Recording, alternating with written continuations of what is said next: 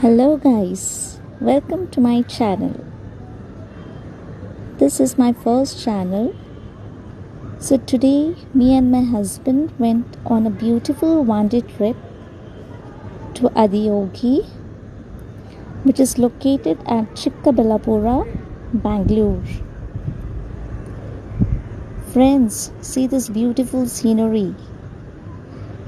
We started this journey early in the morning around 7 a.m. riding through the peaceful roads on our bike. The chill weather made the ride even more refreshing and perfect for a road trip.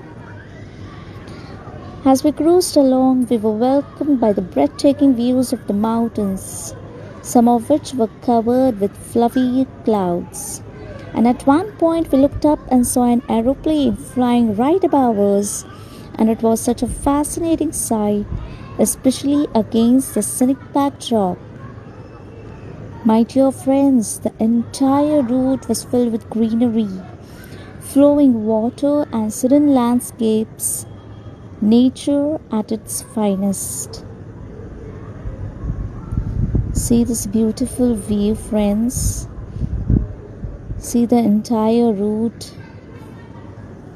And then finally we reached the stunning Adiyogi statue. And here this is me.